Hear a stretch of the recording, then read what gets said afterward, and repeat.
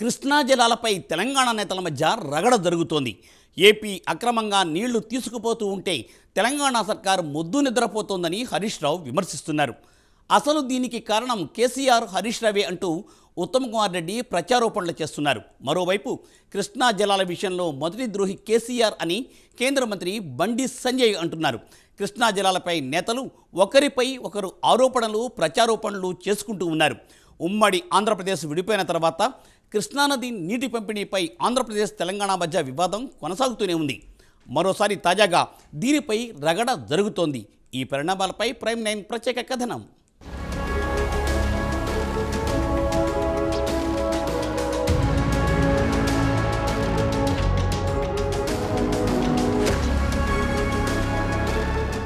ఉమ్మడి ఆంధ్రప్రదేశ్ విడిపోయిన తర్వాత కృష్ణానది నీటి పంపిణీపై ఏపీ, తెలంగాణ మధ్య వివాదం కొనసాగుతోంది. గతంలో నాగార్జున డ్యాం మీద ఇరు రాష్ట్రాల పోలీసులు ఘర్షణ పడిన సంగతి తెలిసిందే. కృష్ణా జలాలను పంచుకోవడంపై తెలంగాణ రాష్ట్ర నిరసనలు మరింత ముదిరాయి. ప్రస్తుతం 66:34 నిష్పత్తి ప్రకారం జలాల పంపిణీ జరుగుతున్నా తెలంగాణ రాష్ట్రం 71% వాటా కోరుతోంది. ఈ మేరకు తమ రాష్ట్రానికి 71% పరివాహక ప్రాంతమున్నట్లు పేర్కొంటూ తెలంగాణ అధికారులు ఈ డిమాండ్ను కృష్ణానది నిర్వహణ బోర్డు ముందుంచారు. అయితే ఆంధ్రప్రదేశ్ ఈ ప్రతిపాదనను తీవ్రంగా వ్యతిరేకించింది. బోర్డు స్పందన కూడా ఈ విషయంపై అనుకూలంగా లేకపోవడం గమనార్హం. నీటి లభ్యతను బట్టి ఇరు రాష్ట్రాలు తమ నీటి అవసరాలను తీరుస్తాయని బోర్డు అధికారులు హామీ ఇచ్చారు. నాగార్జున సాగర్ ప్రాజెక్టు వద్ద మోహరించిన సిఆర్పీఎఫ్ బలగాలను వెంటనే ఉపసంహరించుకోవాలని తెలంగాణ డిమాండ్ చేస్తోంది. ఈ వివాదం 2023 అక్టోబర్ 28న జరిగిన సంఘటనలను గుర్తు చేస్తోంది. ఆ సంఘటనలో ఆంధ్రప్రదేశ్ అధికారులు నాగార్జున సాగర్ ప్రాజెక్టులోని 13 క్రస్ట్ గేట్లను, right main canal head రెగ్యులేటర్ను ఆక్రమించారు.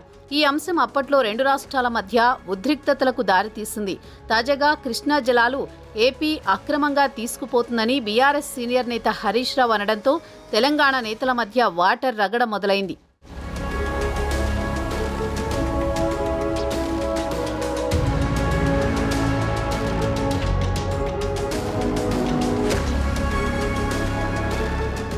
Krishna జలాలను ఏపీ తీసుకుపోతున్నా రాష్ట్ర సర్కారు మొద్దునిద్ర వీడడం లేదని బీఆర్ఎస్ ఎమ్మెల్యే హరీష్ రావు విమర్శించారు.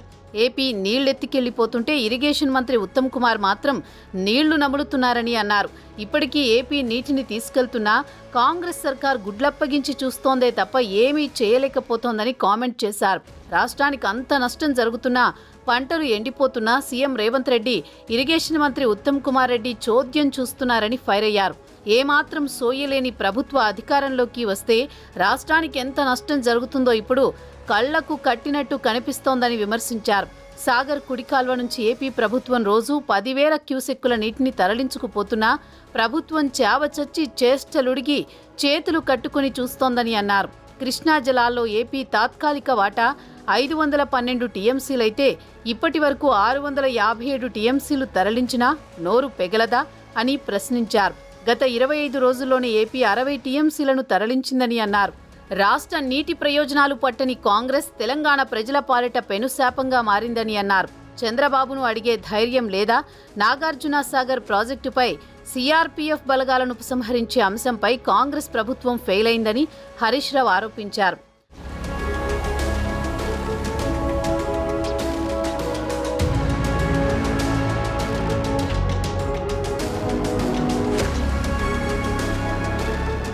హరీష్ రావు ఆరోపణలకు ప్రత్యారోపణలు చేశారు నీటిపారుదల శాఖ మంత్రి ఉత్తమ్ కుమార్ రెడ్డి. కృష్ణానది జలాల్లో రాష్ట్రానికి అన్యాయం జరిగింది కేసీఆర్, హరీష్ రావు వల్లేనని ఇరిగేషన్ శాఖ మంత్రి ఉత్తమ్ కుమార్ రెడ్డి మండిపడ్డారు.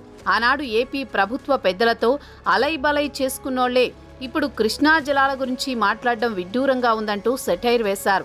టెలిమెట్రీ పరికరాలను అమర్చాలని విభజన చట్టంలో ఉన్న ఏపీ పాలకులకు నీటి దోపిడీలో సహకరించేందుకు నాటి బీఆర్ఎస్ ప్రభుత్వం వాటిని అమర్చలేదు అని ఆగ్రహం వ్యక్తం చేశారు. 35 చోట్ల టెలిమెట్రీలు ఏర్పాటు చేయాలని తాము కేంద్ర మంత్రి సిఆర్ పాటిల్ను కోరినట్టు చెప్పారు. హరీష్ చేతగానితనం వల్లే కృష్ణా జలాల్లో రాష్ట్రానికి అన్యాయం జరిగిందన్నారు. కృష్ణా జలాలను తాకట్టు పెట్టి కాంట్రాక్టర్లకు అమ్ముడుపోయిన మీరా మాట్లాడిది అంటూ హరీష్ రావుకు కౌంటర్ ఇచ్చారు. రాష్ట్రంలోని అందరి జీవితాలను తాకట్టు పెట్టి కాళేశ్వరం ప్రాజెక్టును కట్టారు. 1,00,000 కోట్లు అప్పు తెచ్చి కడితే వాళ్ల హయాంలోనే అది కూలిపోయింది. మేడిగడ్డ బ్యారేజ్ కాళేశ్వరం ప్రాజెక్టుకు గుండెకాయ అని వాళ్లే అన్నారు. ఇప్పుడు మేడిగడ్డ బ్యారేజీలో ఒక్క పిల్లరే కుంగిందని నిస్సిగ్గుగా చెబుతున్నారని ఉత్తమ్ కుమార్ రెడ్డి మండిపడ్డారు. బీఆర్ఎస్ హయాంలోనే ప్రాజెక్టులకు అనుమతులు రాలేదని, నీటి కేటాయింపులు జరగలేదని, మేమే ఇప్పుడు అనుమతులు తెస్తున్నామని ఉత్తమ్ కుమార్ రెడ్డి చెప్పారు.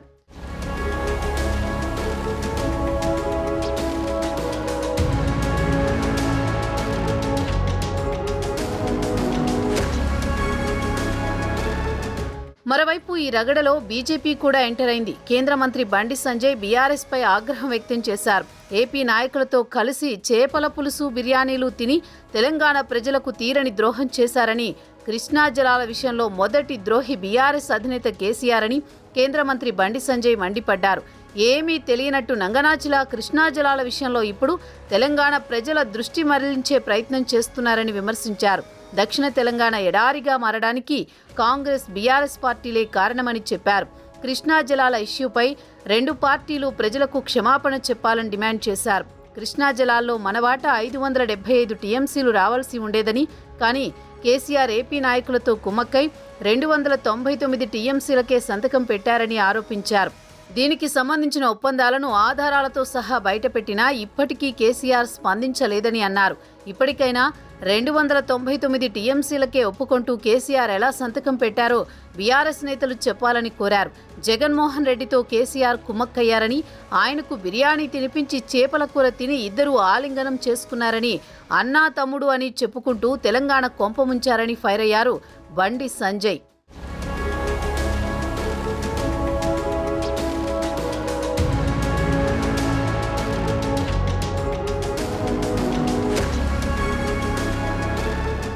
రాష్ట్రానికి అన్యాయం జరిగిపోతున్నట్టు బీఆర్ఎస్ ఇప్పుడు హాహాకారాలు చేస్తోందని, వాస్తవానికి రాష్ట్రానికి అన్యాయం జరిగింది కేసీఆర్ హయాంలోనేనని ఇరిగేషన్ నిపుణులు గుర్తు చేస్తున్నారు. ప్రస్తుతం కృష్ణా జలాల్లో ఏపీకి 512 టీఎంసీలు, తెలంగాణకు 299 టీఎంసీల మేర నీటి కేటాయింపులు జరిగాయి. 2015లోనే నాడు తెలంగాణ సీఎంగా ఉన్న కేసీఆర్, ఏపీ సీఎంగా ఉన్న చంద్రబాబుతో కలిసి కేంద్ర సమక్షంలో ఈ ఒప్పందం చేసుకున్నారు. అక్కడ కూడా చంద్రబాబు ఒత్తిడికి తలొగ్గే ఆయా వాటాలకు ఒప్పుకున్నారన్న వాదనలు ఉన్నాయి. ఆ వాటాలే ఇప్పటికీ కొనసాగుతున్నాయి. వీటిని మార్చాలని కేసీఆర్ గాని, బీఆర్ఎస్ గాని ఏనాడు గొంతెత్తి అడిగింది లేదు. అంతేకాదు, శ్రీశైలం ప్రాజెక్టు ఆధారంగా చేపట్టిన ముచ్చుమర్రి సామర్థ్యం కూడా కేసీఆర్, చంద్రబాబుల హయాంలోనే పెంచారు. రోజు 3500 క్యూసెక్కులను డ్రా చేసుకునేలా ఉన్న ముచ్చుమర్రి కెపాసిటీని 2017లో 6500 క్యూసెక్కులకు ఏపీ పెంచుకుంది. ఆ తర్వాత జగన్ వచ్చాక 2020లో శ్రీశైలం ఆధారంగా చేపట్టిన పోతిరెడ్డిపాడు ప్రాజెక్టు హెడ్ రెగ్యులేటర్ సామర్థ్యాన్ని 44,600 క్యూసెక్కుల నుంచి 1,50,000 క్యూసెక్కులకు పెంచారని నిపుణులు చెబుతున్నారు. ఈ నీటి మంటలు ఎప్పటికి చల్లారుతాయో వేచి చూడాలి మరి.